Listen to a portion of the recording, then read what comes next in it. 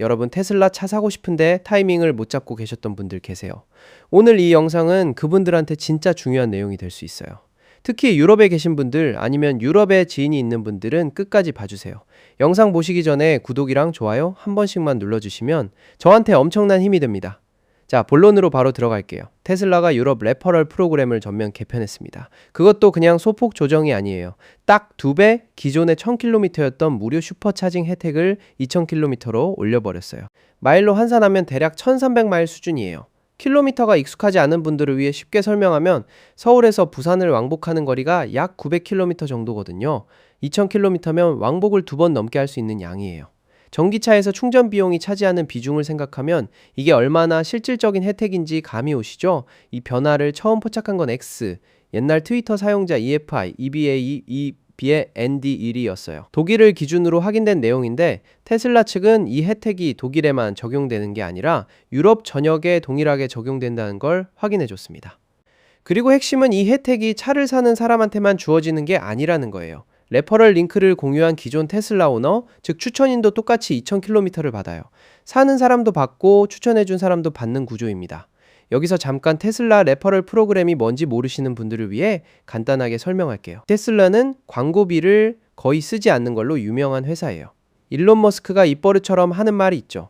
광고에 돈 쓸 바에야 더 좋은 차를 만드는 데 쓰겠다는 거예요. 그 대신 기존 테슬라 오너들이 자발적으로 주변 사람들에게 추천하도록 유도하는 방식을 씁니다. 오너가 고유한 레퍼럴 링크를 공유하고 그 링크를 통해 누군가 차를 구매하면 양쪽 모두 혜택을 받는 시스템이에요. 쉽게 말해 테슬라의 인간 광고판 전략인데 실제로 굉장히 효과적으로 작동해 왔어요. 그런데 이 프로그램이 지역마다 완전히 다른 방식으로 운영된다는 게 흥미로운 지점이에요.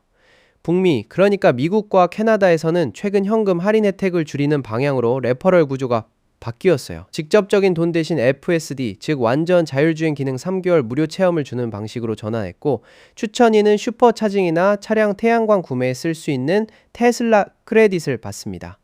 미국에서는 얼마 전에 로열티 할인과 사이버트럭 혜택을 상당히 줄이는 등 전체적으로 혜택 규모를 타이트하게 조정했거든요. 마진 관리 차원에서 내린 결정이에요. 반면 유럽에서는 정반대 방향으로 가고 있어요. 줄이는 게 아니라 늘리고 있는 거잖아요. 이게 단순한 혜택 확대가 아니라 테슬라의 유럽 시장 전략 전체를 보여주는 신호라고 볼 수 있어요. 테슬라 입장에서 유럽은 지금 굉장히 중요한 전장이에요. 폭스바겐, BMW, 메르세데스 같은 유럽 완성차 업체들이 전기차 전환에 사활을 걸고 있고 중국 브랜드들도 유럽 시장을 노리고 있거든요. 이 상황에서 레퍼럴 혜택을 2배로 올린다는 건 기존 테슬라 오너들을 적극적인 판매 채널로 활용하겠다는 의지를 드러낸 거예요. 그리고 이 레퍼럴 확대 발표와 거의 동시에 나온 또 다른 소식이 있어요. 테슬라가 기가팩토리 베를린의 생산량을 20% 늘리겠다고 했고 거기에 추가로 1000명의 신규 직원을 채용하겠다는 계획을 밝혔어요. 판매를 늘리려면 공급도 늘려야 하는 건 당연한 얘기죠. 수요를 만들어 놓고 공장이 못 따라가면 의미가 없잖아요. 그러니까 레퍼럴 혜택 확대와 생산 확대가 동시에 진행되는 건 우연이 아니에요. 유럽에서 본격적으로 볼륨을 키우겠다는 선언에 가깝습니다. 이번에 혜택 확대의 대상이 된 모델은 모델 3와 모델 Y입니다. 두 모델이 테슬라 전체 판매량에서 차지하는 비중이 압도적이에요. 고가 모델인 모델 S나 X, 사이버트럭은 이번 혜택 대상이 아니에요. 테슬라가 유럽에서 시장 점유율을 넓히려면 결국 대중이 접근 가능한 가격대 모델에서 판매량이 나와야 하고 그게 바로 모델 3와 모델 Y거든요.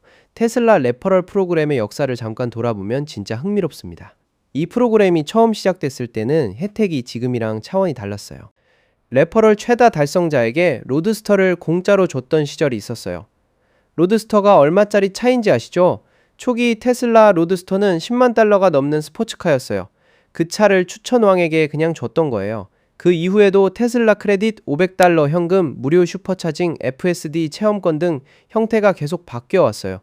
그리고 아예 프로그램을 중단했다가 다시 부활시키는 일도 반복됐어요. 테슬라답죠. 뭔가 일정하게 유지하는 법이 없어요. 그래서 지금 이 2000km 혜택도 영원히 지속된다는 보장은 없습니다. 테슬라는 레퍼럴 프로그램이 실제 판매량에 얼마나 영향을 미치는지 계속 모니터링하면서 혜택을 조절하거든요.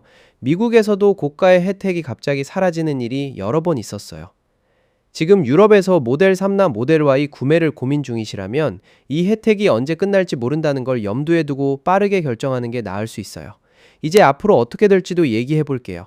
유럽 레퍼럴 프로그램이 계속 슈퍼차징 혜택으로 갈지 아니면 미국처럼 FSD 중심으로 바뀔지가 관건이에요. 그 열쇠를 쥔 나라가 있는데 바로 네덜란드입니다. 네덜란드가 최근 유럽연합 국가 중 최초로 FSD 슈퍼바이즈드, 즉 감독형 완전 자율주행 기능의 공공도로 사용을 승인했어요. 이게 굉장히 큰 사건이에요. 유럽은 미국보다 자율주행 관련 규제가 훨씬 보수적이었거든요.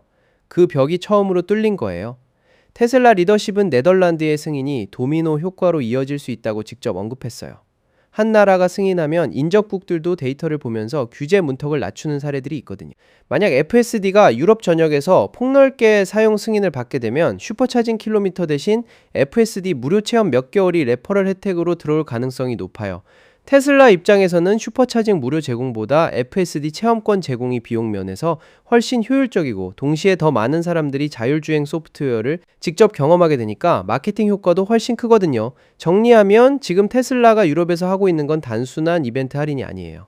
생산 확대, 인력 충원, 레퍼럴 혜택 강화가 동시에 맞물려 돌아가는 종합적인 시장 공략이에요.